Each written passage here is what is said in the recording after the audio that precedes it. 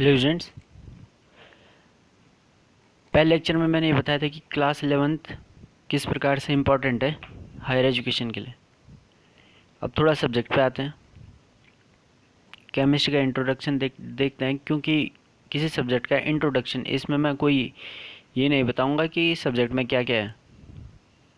इस लेक्चर में ये बताऊंगा कि सब्जेक्ट यूज़ कहाँ होने वाला है आगे लाइफ में, क्योंकि जब तक हम सब्जेक्ट का बेसिक नहीं जान पाएंगे जब तक हम ये नहीं जान पाएंगे कि सब्जेक्ट यूज़ कहाँ होने वाला है, तब तक हमें उसमें इंटरेस्ट भी नहीं आने वाला। ठीक है, तो केमिस्ट्री का इंट्रोडक्शन क्या है। पहले वीडियो में बताया था कि केमिस्ट्री किसे बोलते हैं। साइंस ऑफ सब्सटेंस,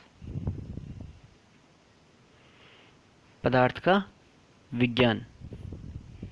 ठीक है, और पदार्थ किसे कहते हैं?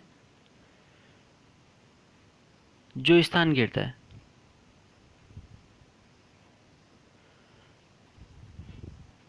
वो हर चीज़ जो स्पेस घेरती है वो सब्सटेंस है। ठीक हो गया। अब आप खुद से सोच सकते हैं कि कौन कौन सी चीज़ें स्थान घेरती। ठीक है, तो हमें जितनी चीज़ें दिखती हैं वो सारी चीज़ें स्थान घेरती हैं, उनमें हवा भी है। ठीक है, तो इन सब का अध्ययन किसके अंदर करते हैं हम? केमिस्ट्री के अंदर करते हैं। और वो अध्ययन किस तरीके से किया जाता है? जैसे हमने एक लोहे का देखा होगा। लोहे का टुकड़ा कहाँ कहाँ यूज़ होता है? मकान बनाने में जो सरिया बनता है, सरिया लगता है। तार बनते हैं। ठीक है, तार हो गया, सरिया हो गया। किसी गाड़ी की बॉडी बनाने में लोहे की बॉडी होती है ना। स्टील बनाने में, और स्टील आपको पता है कितनी जगह यूज़ होता है। तो एक पदार्थ है आयरन, इसके इतने सारे उपयोग हैं। तो इतने सारे उपयोग संभव कैसे हो सके? जब हमने इसके अलग अलग गुणों को देखा होगा ना। अगर जो वो तार के रूप में विद्युत का चालन कर रहा है, बिजली दौड़ती है ना लोहे में, तो ये इसका एक गुण हो गया ना कि ये विद्युत को अपने में से प्रवाहित कर सकता है। वैसे ही सरिया कठोर होता है, बॉडी किसी चीज़ की बनानी है कठोर होता है। किसी और पदार्थ के साथ मिला के, कार्बन के साथ मिला के इसे स्टील में कन्वर्ट किया जाता है, वो इसकी अलग प्रॉपर्टी है। और जैसे ही स्टील कन्वर्ट होता है तो ये लचीला गुण इसमें आ जाता है। ठीक है, तो एक पदार्थ के इतने सारे गुण हो सकते हैं। जब हम इनके गुणों का अध्ययन कर लेंगे तो हम नई नई चीज़ें इनसे बना सकते हैं, नई नई चीज़ें इनसे डेवलप हो सकती हैं। ठीक है, तो जहाँ हम ये काम करते हैं वो सारा किसके अंदर आता है? केमिस्ट्री के अंदर आ जाता है। ठीक, तो नॉर्मल सी चीज़ है, हमने कोई कठिन चीज़ें नहीं पढ़नी। हमें खाली किसके बारे में पढ़ना है? किसी पदार्थ के बारे में पढ़ना है। वो पदार्थ कुछ भी हो सकता है। ठीक है, चाहे पानी है, हवा है, पत्थर है, ये लोहा मैंने तुम्हें बता दिया। ठीक है, किताब, कागज़ वगैरह जो है वो सब, जो मैं ये मार्कर से लिख रहा हूँ, ये भी क्या है? पदार्थ है। इसमें कलर किसी और पदार्थ के कारण आ रहा होगा, इसकी बॉडी किसी और चीज़ से बनी होगी। ठीक है, इसकी जो नोक है, हम देख रहे हैं कि स्याही आ रही है इसमें, वो अलग पदार्थ से बना होगा। तो हर चीज़ की अलग अलग प्रॉपर्टी होती है, और ये सारी चीज़ें मिलके हमारे जनरल यूज़ में काम आ जाती हैं। ठीक, तो इतना क्लियर हो गया कि केमिस्ट्री के अंदर हमें कोई बहुत कठिन चीज़ नहीं पढ़नी, हमें खाली जो पदार्थ हमारे पास है हमें उसके बारे में पढ़ना है। ठीक, तो केमिस्ट्री की बेसिक डेफिनेशन ध्यान रखना कि पदार्थ का विज्ञान रसायन विज्ञान है। ठीक है, अब आगे क्या होता है? पदार्थ बहुत सारे प्रकार के होते हैं। तो जब बहुत सारे प्रकार के होते हैं तो केमिस्ट्री भी बहुत सारे प्रकार की होगी।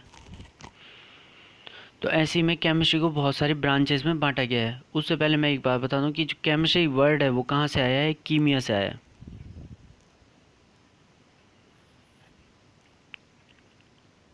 ठीक है, और कीमिया मतलब होता है काला रंग। तो जो पहले मिस्र होता था ना, मिस्र देश है ना, सॉरी ऐसे लिखेंगे इसे, मिस्र। मिस्र देश है तो मिस्र देश में जो मिट्टी होती थी वो काले रंग की होती थी, उसे बोलते थे कीमिया। अब वहाँ अलग अलग प्रकार की चित्रकारी होती थी, तो उसी चित्रकारी को केमिस्ट्री कहते थे। ठीक, भारत में बोलते हैं इसे रसायन विज्ञान। तो भारत में ज़्यादा इसका एक्यूरेट नाम है रसायन विज्ञान, जहाँ हम रसों का अध्ययन करते हैं।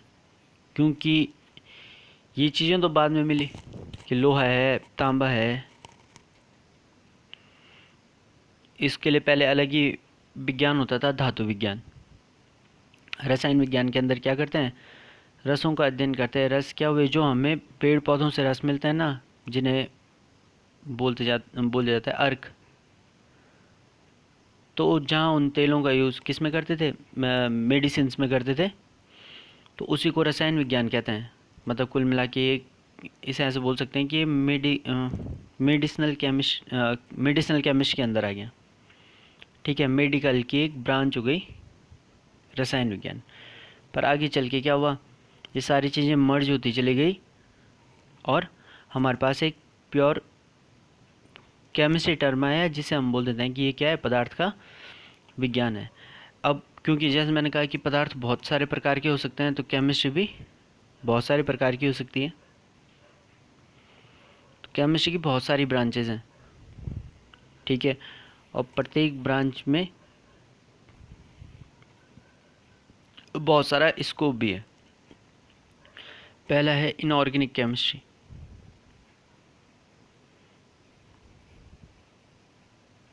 ठीक है, ऑर्गेनिक केमिस्ट्री, फिजिकल केमिस्ट्री, दूसरा analytical chemistry, industrial chemistry, biochemistry, medicinal chemistry, environmental chemistry,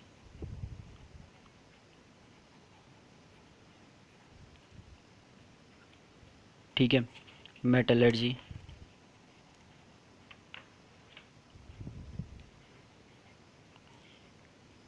ठीक है, एग्रीकल्चर केमिस्ट्री।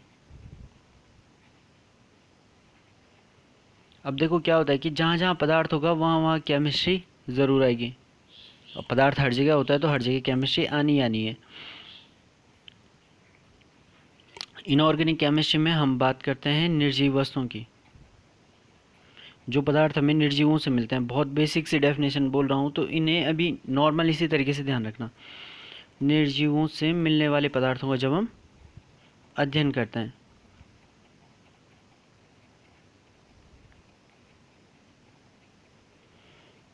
अध्ययन जहाँ करते हैं उसे बोलते हैं इनऑर्गेनिक केमिस्ट्री। ऑर्गेनिक जनरली जो सजीवों से मिलते हैं, ऑर्गेनिक उसी को तो बोलते हैं। कई बार तुमने ये सुना होगा ऑर्गेनिक सब्जियां खाओ, ऑर्गेनिक ये खाओ, वो खाओ, ऑर्गेनिक खाद का यूज़ करो क्या। ठीक है, तो ऑर्गेनिक क्या है, जो चीज़ें सजीवों से मिलेंगी वो ऑर्गेनिक हो गया। फिजिकल, पदार्थों में जो भौतिक घटनाएं हैं उनका अध्ययन जिसके अंदर करते हैं। जैसे कोई द्रव है, वो बहता है, वो क्यों बहता है, ऊपर से नीचे की तरफ ही क्यों बहता है, तो हम किसके अंदर पढ़ेंगे, फिजिकल केमिस्ट्री में। कोई पदार्थ बना है, किन किन कणों से मिलके बना है, वो सारा फिजिकल केमिस्ट्री के अंदर आ जाता है। एनालिटिकल केमिस्ट्री, पदार्थ का विश्लेषण करना। कोई पदार्थ किन किन कणों से मिलके बना है, वो सारा का सारा किसके अंदर आता है, एनालिटिकल केमिस्ट्री के अंदर। ठीक है, ये पूरा प्रैक्टिकल।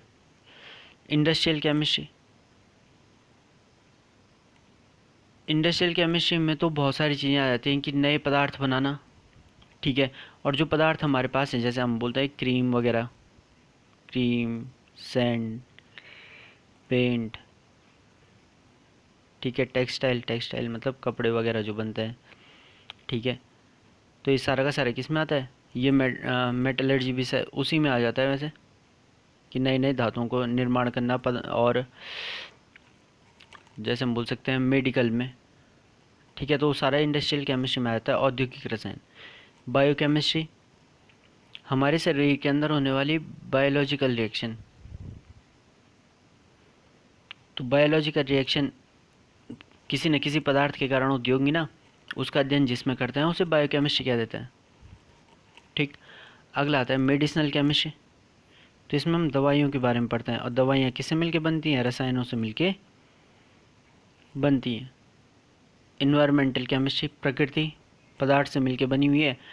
तो जहाँ हम प्रकृति में उपस्थित पदार्थों का अध्ययन करते हैं, जैसे किसी गैस का, जो पर्यावरण अध्ययन वगैरह, पर्यावरण में हम देखते हैं कि पर्यावरण प्रदूषण किस कारण होता है? CO2, NO2। तो ये क्या है? ये सारी गैसेज हैं जो स्थान घेरती हैं, और पदार्थ हैं क्या? मेटलर्जी, जहाँ हम धातुओं के बारे में पढ़ते हैं, धातुओं का निष्कर्षण किस तरीके से होगा, उनको अलग अलग रूप में किस तरीके से ढाला जाएगा।